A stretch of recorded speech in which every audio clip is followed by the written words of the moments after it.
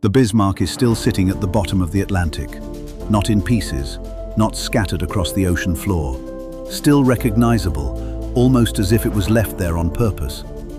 And that raises a question most documentaries skip straight past. Why has nobody ever brought it back?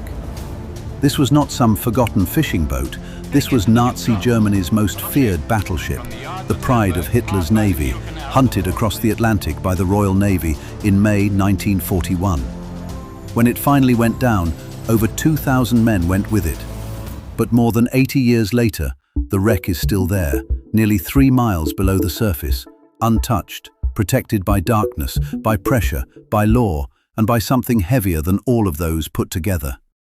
Because the real reason the Bismarck has never been raised is not just about technology. It is about ownership. It is about war graves. It is about whether a ship like this should ever be disturbed at all.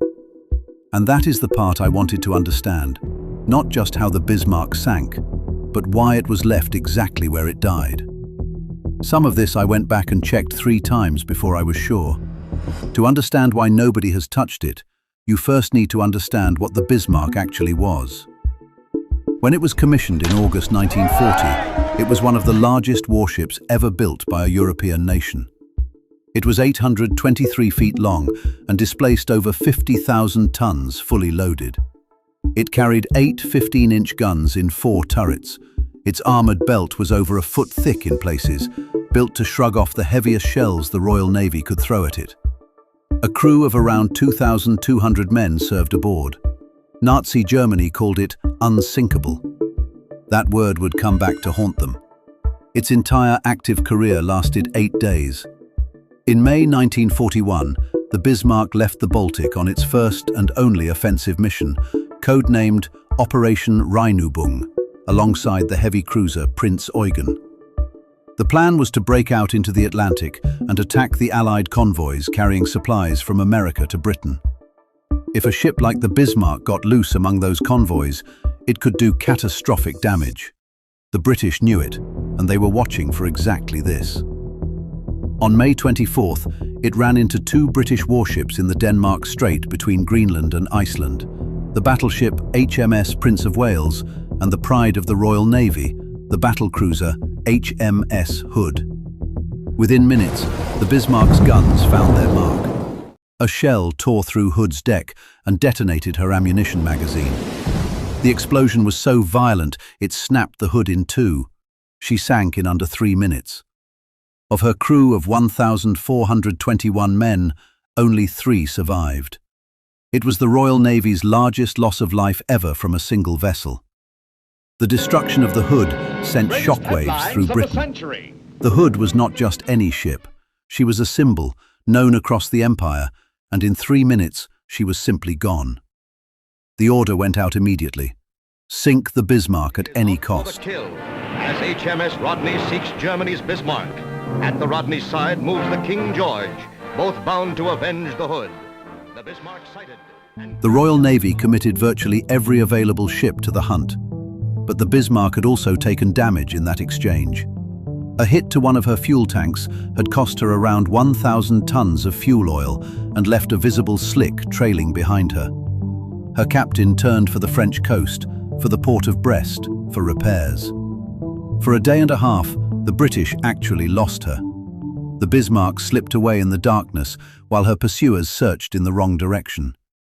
Then, on May 25th, Admiral Lutyens, apparently not realizing he had lost the British, broke radio silence to send a long message back to Germany. The British intercepted it and were back on the trail. On the evening of May 26th, torpedo bombers from the aircraft carrier HMS Ark Royal attacked. Most of the torpedoes missed or failed to penetrate the Bismarck's armor, but one hit the stern and jammed the rudders hard to port. It was a single hit in just about the worst possible place, and it decided everything. The Bismarck could no longer steer. She began sailing in circles in the North Atlantic, unable to reach France, unable to maneuver. Her crew spent the night trying to fix the damage. Divers were sent down into freezing, churning water to try to free the jammed rudders. They could not. The following morning, May 27th, two British battleships, King George V and Rodney, along with two heavy cruisers, closed in. What followed was not really a battle, it was an execution. The British fired over 2,800 shells. They scored more than 400 hits. The Bismarck's guns fell silent one by one. Her superstructure was destroyed. Her crew were suffering catastrophic casualties. And this is the bit that got me. After nearly 2 hours of bombardment at point-blank range, the British ships still could not sink her. The Bismarck's armoured hull simply refused to go down from gunfire alone. In the end, it was the Bismarck's own crew who finished it. With the ship clearly lost and hundreds of men still alive below decks, the order was given to scuttle. The crew opened the sea valves and set explosive charges. The Bismarck went under at 10:39 in the morning, stern first, colours still flying. Of her crew of approximately 2,200 men, only 114 survived. The British ships, low on fuel and fearing U-boats in the area, left most of the men in the water. It is one of the hardest parts of the whole story. For nearly half a century, nobody knew exactly where she lay. Then, Robert Ballard, the same oceanographer who found the Titanic, located the Bismarck wreck in June 1989, 48 years after she sank. It's a swastika. Look at it. Is it a swastika? And what he found was not what anyone expected. The Bismarck is sitting upright on the bottom of the Atlantic Ocean, roughly 600 miles west of Brest, France, at a depth of about 15,700 feet. That is nearly 3 miles down. Despite being hit by over 400 shells, despite being torpedoed multiple times, and despite sinking 3 miles through the ocean, the hull is intact and in remarkable condition. The teak wood decking is still there in places. The paint is still visible. The anti-aircraft guns are still in their mountings. Ballard said simply, "The Bismarck did not implode." That last part tells you something important. When a ship sinks with air still trapped inside, the water pressure at depth crushes the hull inward. Ballard found none of that. The compartments were already flooded when she went down, which is exactly consistent with the scuttling. Most experts now agree the battle damage alone would eventually have sunk her, but it was the crew who actually finished the job. The wreck itself is the evidence. So now we get to the real question. Why is she still there? The first reason is the depth. 15,700 feet is beyond the reach of any conventional salvage operation. The deepest successful large-scale salvage operations in history have been carried out at a tiny fraction of that depth. Getting to the Bismarck requires the kind of specialist deep-sea submersibles used for scientific research, not commercial salvage. There is simply no practical way to raise a 50,000-ton battleship from 3 miles down with any technology that exists today. The cost alone would be astronomical, and there would be nothing at the end of it to justify the expense. But even if the depth was not a problem, there is a second reason nobody is going near it, and this is the one that really settles the matter. Under international law, the wreck belongs to Germany, and the German government has been completely unambiguous about it. The Bismarck is a formally designated war grave. Around 2,100 men went down with that ship. The German government has stated clearly that any attempt to enter the wreck or recover material from it requires their consent, and that consent will not be given. They consider it a seaman's burial site that must be respected. End of discussion. And the people who have actually been down there feel the same way.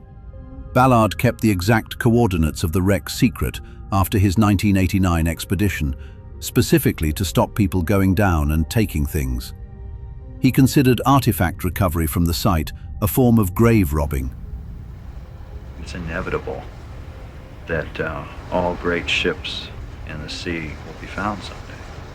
I think the key thing is, how do we treat it? I mean, what's our reaction to it? Do we treat it respectfully? Do we not touch it, not disturb it, do it with respect? To me, the Bismarck's the war grave. A later expedition in 2001 did take paying passengers down to the wreck in submersibles, which caused considerable controversy, but nothing was removed.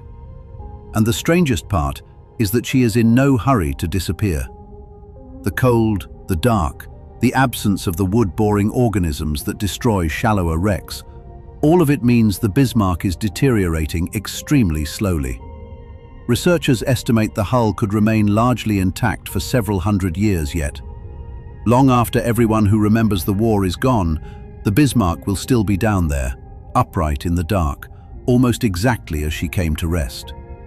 So, the Bismarck is still there because it is too deep to reach, because it is legally protected as a German war grave that nobody is permitted to disturb, and because the men who could go down there have decided it is not theirs to touch. The most feared battleship Germany ever built is sitting upright on the bottom of the North Atlantic. Flags long gone, but guns still in their places, after just 8 days of active service. It went out looking for a fight, found one, and that was the end of it. And it is not going anywhere. Now, if you enjoyed this video and want to see more like it, please let me know in the comments, and I will make more of these for more ships. Be sure to subscribe so you do not miss those, and I will see you next time.